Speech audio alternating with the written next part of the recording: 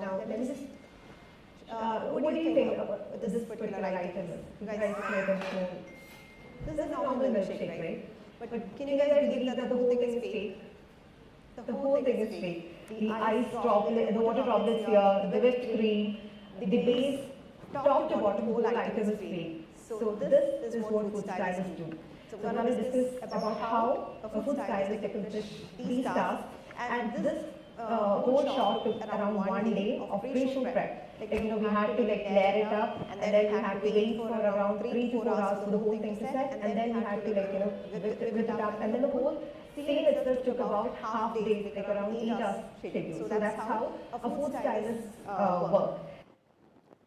Similarly, when it comes to this particular dish, each and every element, each and every prawns that you see in this dish has been consciously placed. The toppings has been consciously placed, everything. So I'm going to teach you how you can, even you can inspire. Just like, why do we make food?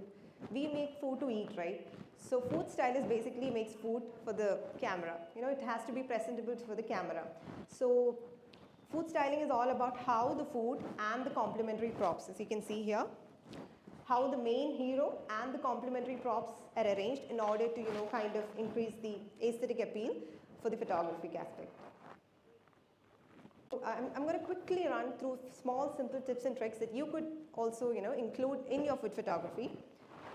So number one tip is that, the food or the frame that you're about to capture should convey a story. For example, if you come across this particular picture, or the cozy white English vibe, right? So you have to initially have an idea about the kind of idea that you want to convey. So your frames should convey a story to the audience. Like after seeing a frame, the audience should relate to a particular story. Now when it comes to this frame, okay, the audience is going to relate that, okay, it's going to have a dark and moody feel. So why this particular feel? Because every client comes to us with a certain requirement. Some clients say that, we need a dark and moody rustic vibe. Some clients are like, okay, I need something more funky, vibrant. And some clients do say that we are someone who prefer, bright, airy, simple, minimalist. Some clients do say that we are someone who prefer, bright, airy, simple, minimalistic kind of approach. So every frame, you have to style it in such a way that it has a story to convey. Coming to the next point, you'll have to make a little bit. And also here, I've added some kind of height so the food actually stands out of the frame. Now coming to the next point, always make sure that the backdrop you choose emphasizes or enhances the beauty of your food frames. For example, you have to choose the backdrop in such a way that it doesn't distract you. Okay, we have to make it or style it in such a way that it complements rather than distracting it from the main subject, that's our food. Now coming to the next topic. Next point, select good quality ingredients. Now again, coming to this particular picture, you can see the ingredients that I've used. Like there is a saying that you should never shop with a food stylist. So like we ladies take a lot of time to shop, right? It's the same in the case of food stylists. We take a lot of time to select the ingredients that goes into the styling. For example, each and every ingredient that has gone into the making of this particular shot was handpicked. Okay, so just look at the freshness of all the ingredients. So we'll have to ensure that all the ingredients that we use in food styling are very, very meticulously selected. So that's another point. We have to make sure that the ingredients that are used are very fresh. And then we have to also make sure that you have all the necessary styling equipments with you. For example, we tweezers, spritz bottles, you can just see like some toothpicks and stuff like that. So when it comes to the basic styling equipments, you need to have some tweezers, knives, brushes, sharp scissors, then spritz bottles and skewers. So these are like the basic elements that you have to have. Like even if you are a food photographer, you aspire to be a food photographer, and the client says most of the clients won't have the budget to have a food stylist and a photographer separately. In that case, you can have all these equipments with you to make the process a lot more easier. Now this is like if you're starting off with food styling and photography, these are the 3 important rules that you have to keep in mind. These are just the basic ones. Just keep in mind and just start experimenting with the different frames using these different rules. Now I'll come to the first rule, that is the rule of third. Rule of third is something which every photographer knows, right? So now when you divide the whole frame into with the help of 2 vertical and 2 horizontal lines, we know that the frame gets divided into 9 equal sections, right? So as you can see, there are 4 intersection points. 1, 2, 3, 4. We have 4 intersection points. Now, as a food stylist, how you need to style the frame is in such a way that the main hero and the complementary props are arranged in or around those intersection points. As you can see in this particular frame, the the hero's subject or the food is placed at 1 intersection point. The remaining props are arranged in such a way that it is near or around the other intersection points. This is one important aspect that you have to consider, because rule of third is one of the most important rules in photography. So you can also always use that rule to incorporate that into food styling and photography. Now coming to the next rule is the rule of odd. Now when does the rule of odds come into play? When you have a group of objects that are similar to each other. For example, you can see the 3 glasses of juice there, and if you have also this particular pie that you can see. So all these elements, when you have to shoot a group of elements, like group of subjects, what do is you always frame, we have the natural tendency to just randomly go have a vision in this way, and that is kind of that is how you create an aesthetic frame. So coming to the next one. Now we are coming to the last topic of our discussion, colors.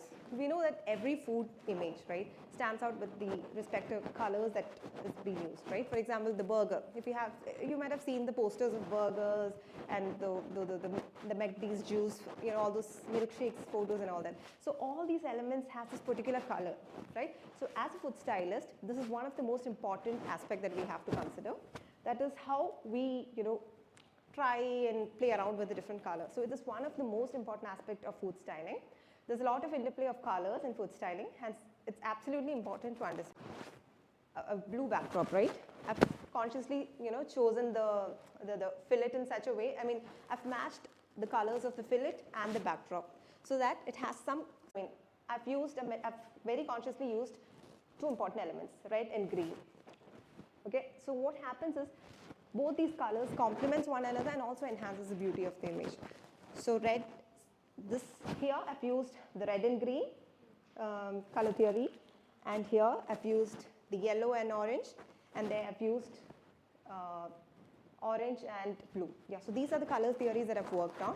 So this is like, these are the basic simple things that you have to keep in mind in order to, kind of work around food styling and photography so that, you could get going with it.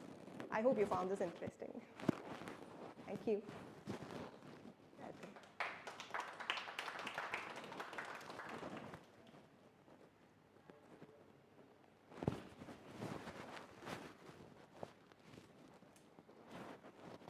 Take it as a profession or something like that. I'd love to help. No one? Not in particular. Oh, you're a food stylist? Oh, okay. Do you work for any? Yeah, I work for Is it Falcon? Are you working for Falcon? I've seen you somewhere, so I was thinking. Any other photographers? Like, okay. No. I'm also a food stylist and photographer. Oh, okay, great. How do you decide the angles? I mean, how do you decide whether you have to take it from the top or from the front or, From the bottom, okay. So what happens is, like, it depends on the aspect that you want to shoot. For example, if it's a layered cake, we definitely want to show all the layers because that's the most attractive part of the cake, right? So it's always good to go for a 90 degree, a perpendicular shot, right? Now when it comes to a pie, for example, it has beautiful textures on top. You want to definitely emphasize the top structure of the whole thing. So you go for a flat lay. And if you have something very interesting, for example, you also have interesting elements on the top, you have interesting elements in the vertical aspect. So what do? You go for a 45 angle. So, and that is how you decide. Depending on which aspect of the food you need to shoot, you decide the angles. Bit tilted this way. This is 90 degree. This is like 0 degree. That's like it's straight. And then this is the flat lay. We keep the camera ahead. And then this is 45. That's all. Any more doubts? I'm just curious to know why rule of odds means why.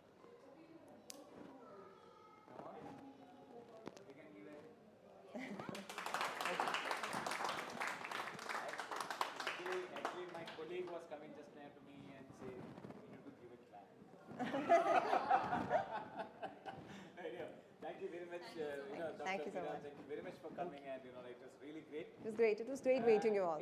Short and straight. I don't want to, I don't want to make it a boring session, so I thought of like It is making good, it crisp. Yeah. That's what is required. Yes. We all want to run away. to start doing But also I've covered all the important Of course, aspects. yeah. Yes. And one other thing which I want to just always whoever comes into this platform, I always say that we want to have